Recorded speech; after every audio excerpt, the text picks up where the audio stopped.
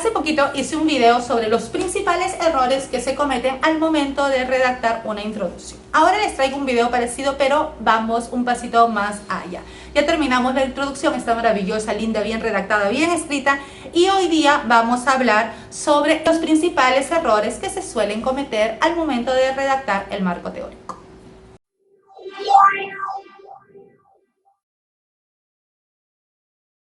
A ver, regularmente en las tesis el marco teórico tiene dos partes bien diferenciadas. La primera es la descripción de los antecedentes, que son todos aquellos estudios que se han realizado sobre las variables que tú quieres investigar en ese momento. Si tú quieres investigar ciberbullying y depresión, pues otros estudios que ya hayan investigado lo mismo, para que de esa manera tú sepas cuáles son los resultados encontrados en esos estudios. Y esos antecedentes regularmente se dividen en antecedentes internacionales y antecedentes nacionales, a grandes rasgos. Algunos colocan locales también, pero vamos a ser generales y ponemos internacionales y locales. Entonces, esa sería una parte del marco teórico. La segunda parte es la parte propiamente teórica, donde tú describes las teorías de las variables que tú vas a investigar. Entonces, teniendo eso en mente, vamos a hablar de los principales errores que se cometen en cada una de esas partes. Empecemos por los antecedentes. Primero el desorden, colocar un antecedente nacional, un internacional, nacional, internacional, nacional, internacional, sin decir, sin explicar, sin pararse y pensar. Todos estos son mi filita de los antecedentes nacionales, todos estos de los antecedentes internacionales, y colocarlos ellos correctamente en el texto ordenadito para que el lector no se pierda. Otro error común que se comete es mencionar un antecedente que tú lo has escogido porque ese antecedente supuestamente habla de la relación entre dos variables, que son las mismas variables que tú estás estudiando o variables similares, y al momento de reportar los resultados no hablar absolutamente nada de esa relación. Mencionar otra cosa, mencionar estadísticas descriptivas, mencionar cualquier cosa menos la relación que se supone que ese antecedente te iba a proporcionar. Y recuerden, al final nosotros estamos escogiendo ese antecedente porque es un antecedente que nos va a brindar información sobre la relación entre las variables que yo quiero investigar, y no colocar esa información pues hace que ese antecedente se torne irrelevante, innecesario y sea bulto más que otra cosa. Otro error muy grande que he visto que se comete es llenarlo de información innecesaria. Tú tienes que colocar la información que sea relevante para tu estudio. ¿Cuál sería la información relevante? El objetivo del estudio que se hizo, la muestra, el número de participantes que conformaron esa muestra, las características de esa muestra, puede ser también el análisis estadístico que se aplicó. Si es que fue un antecedente que utilizó los mismos instrumentos que tú estás utilizando, mencionarlo también para que ellos sepan que fue exactamente el mismo instrumento que se usó ahí, el instrumento que tú vas a usar. Los resultados, especialmente de las relaciones entre las variables, eso es lo más importante.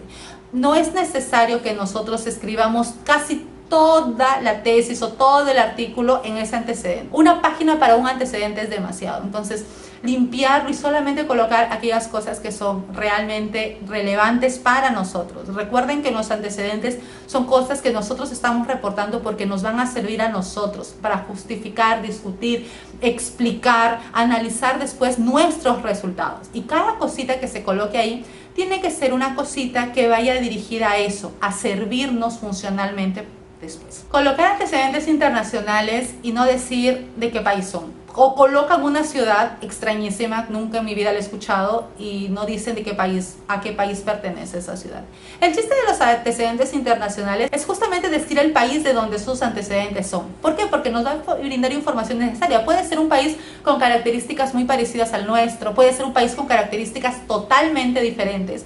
Y tener esa información es bastante rico, porque al momento de hacer nuestra contrastación de lo que nosotros hemos encontrado y lo que esos antecedentes han encontrado, y por ejemplo, imagínense que son resultados totalmente discrepantes, son muy diferentes, no tienen nada que ver una cosa con la otra, y nosotros vamos a ver de dónde es ese antecedente y es, qué sé yo, de alguna realidad diametralmente opuesta a la que yo estoy haciendo el estudio, pues puede ser de que exista ahí una justificativa a por qué mis resultados han sido tan diferentes que los resultados de esa otra persona que evaluó lo mismo. No redactar en pasado. Eso es una cosa que siempre corrijo, y es el hecho de colocar el antecedente en presente. Es una cosa que ya sucedió, son estudios que ya fueron realizados, y es necesario que se coloquen todos ellos en pasado, dar una revisión adecuada a la escrita de sus antecedentes y colocarlos todos en se realizó, se utilizó, los resultados fueron, el objetivo fue,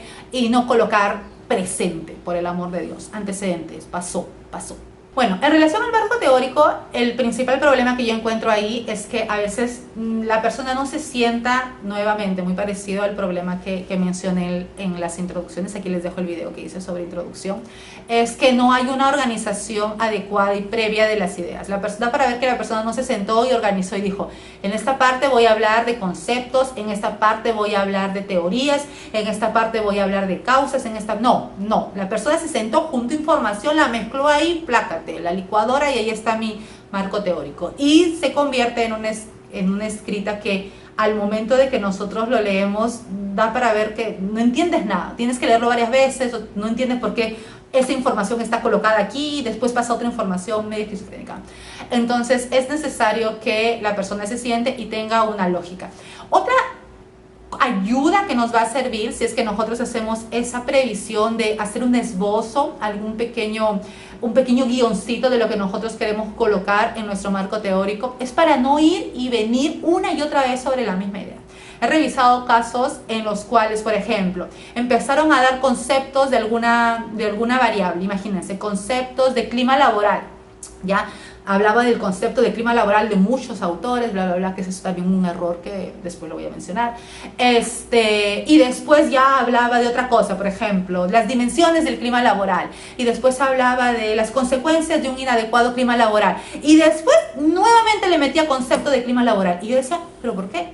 Porque ya terminamos de hablar de concepto, ya pasamos 2 páginas de eso, pero la persona nuevamente le metió un concepto sin ninguna lógica. Eso da para ver que simplemente está juntando información, no está viendo si esa información realmente es ese lugar donde debería estar, porque tranquilamente podría agarrar y poner esa información en donde estaban los conceptos. Entonces, no cometan ese error. Otra cosa que he visto bastante también es de que dan 10 conceptos sobre una cosa. Por ejemplo, tal autor dio esta definición de estrés laboral, y tal autor dio esta otra, y tal autor dio esta otra, y este autor dio esta, y 10 autores con 10 definiciones diferentes. Yo digo, pero ¿por qué? ¿Por qué me dan tantos autores? ¿Por qué me dan tantas definiciones? ¿Quiénes son esas personas? ¿Por qué son tan relevantes? Escojan adecuadamente las definiciones que ustedes dan. No necesitan poner 10 autores uno tras otro. Coloquen los más adecuados, coloquen las personas que son más expertas en la área, coloquen las personas que son más reconocidas, autores clásicos si es que es un fenómeno clásico, una variable clásica. O por ejemplo, si dan la definición con un autor y quieren colocar otra definición más, que sea una definición que de una u otra forma aporte una cosa a lo que tú ya dijiste. Porque si vas a dar 10 autores, los 10 autores van a tener unas definiciones súper parecidas. ¿Por qué los mencionas a los 10? ¿Por qué? No entiendo. ¿Por qué? Otro error que muchas veces se comete es colocar las teorías por colocar. Nosotros podemos, claro que sí, colocar las diversas teorías que explican un fenómeno. Eso se puede hacer, claro que sí. Y cuando tú estás haciendo eso, lo que yo sí te recomiendo es explicar en el texto cuál de todas esas teorías es la que tú vas a utilizar en tu investigación. Tú las puedes mencionar para que la persona sepa que existen otras, pero tiene que quedar claro cuál es la teoría que tú estás usando, que tú estás siguiendo. Y otra cosa también que se puede hacer es simplemente colocar la teoría que tú vas a seguir, pero de una manera más profunda. Porque como ya tienes más espacio, no vas a hablar de todas las otras teorías, tú puedes profundizar más en la descripción de la teoría que vas a utilizar. Otra cosa que yo les digo, por favor no hagan, es el excesivo uso de citado por. Cada vez que yo veo eso, me pregunto, primero, ¿por qué citado por? ¿Por qué no se fue a la fuente original y cita la fuente? ¿Por qué está que cita por? Es una práctica no muy agradable, la verdad. No entiendo por qué las personas no citan a la fuente directamente y están citando por todos lados, ¿ya? Pero es muchísimo peor cuando tú colocas un autor clásico y tú pones citado por. Si estás hablando, por ejemplo, del desarrollo humano y mencionas a Piaget, lo mencionas a Piaget y tú pones citado por Varas, pucha, ¿quién es Varas? ¿Por qué Varas está ahí? ¿Por qué Varas está citando a Piaget? Cita a Piaget, clásicos. Tú no puedes colocar un clásico y citado por. ¿entiendes? Porque no tiene lógica, porque tú no te has ido a la fuente original. Entonces, eviten el citado por, váyanse a las fuentes originales. Actualmente, con el acceso a diversos estudios, es muchísimo más fácil tener acceso a las fuentes originales. Entonces, limiten al máximo el citado por. Bueno, y problemas de gramática, de escrita, de redacción, de citaciones. Eso ya lo mencioné en el video pasado sobre la introducción de una manera un poquito más intensa. Pero por favor, después de que ustedes han terminado de leer, no se aloquen, no digan ya, es hora de mandarle al orientador. No, paren y separen 2 días de su agenda. El primer día van a hacer una lectura tranquila y detallada para corregir posibles errores de puntuación, de ortografía, de gramática que tengan en el texto.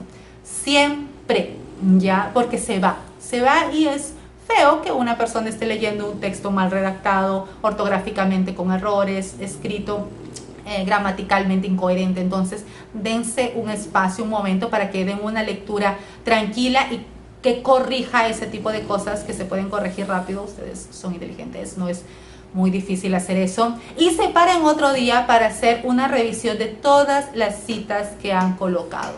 ¿Ya? ¿Por qué? Porque la cita tiene un formato, el formato es preestablecido, existen reglas para cada cosa, puntos, comas, cómo se tiene que colocar, cuánto paréntesis, cuánto corchetes, para cada cosa. Entonces nosotros necesitamos revisar que todas nuestras situaciones estén correctamente redactadas en el formato adecuado, APA, Vancouver, lo que sea.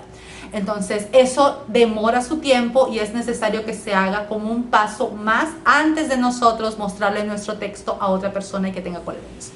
Todo lo citado tiene obligatoriamente que estar en la lista de referencias y eso es también una revisión a más que se tiene que hacer de todas las referencias. Entonces, como pueden darse cuenta, la escrita académica es una escrita que va por pasos. El texto no es redactado de una sola vez, no es escrito en una sola vez, no tiene una sola revisión, tiene un conjunto de revisiones que van haciendo que el texto quede cada vez mejor, quede cada vez más limpio, quede cada vez más coherente y sea cada vez más fácil e informativo para la persona que después lo va a tener en sus manos. Y bueno, eso es todo el video de hoy. Muchísimas gracias por acompañarnos hasta aquí. Ojalá no haya sido cansado. Quería hacer este video hace tiempo, pero no me daba tiempito. Pero ahora ya lo hice y cualquier duda, pregunta, comentario o algún otro error que usualmente se comete, lo pueden dejar en la cajita de descripción para después hacer una segunda parte de estos errores comunes al momento de redactar las partes de nuestra tesis, de nuestra investigación, de nuestro artículo, etc. Tengo muchísimos otros videos sobre metodología de la investigación. También tengo videos sobre psicología reproductiva, que es mi área de investigación de interés. Ahí también los dejo para que ustedes lo revisen, se den una pasadita por el canal para ver qué videos tengo y también para ver algunas listas de reproducción que tengo ya preparaditas con un conjunto de videos para que los vean de una vez. Denle like si les gustó el video, si les pareció informativo, suscríbanse al canal y denle click a la campanita para que cada vez que subo un video les llegue una notificación. Les dejo 26 besos y 37.000 abrazos. Chao, chao.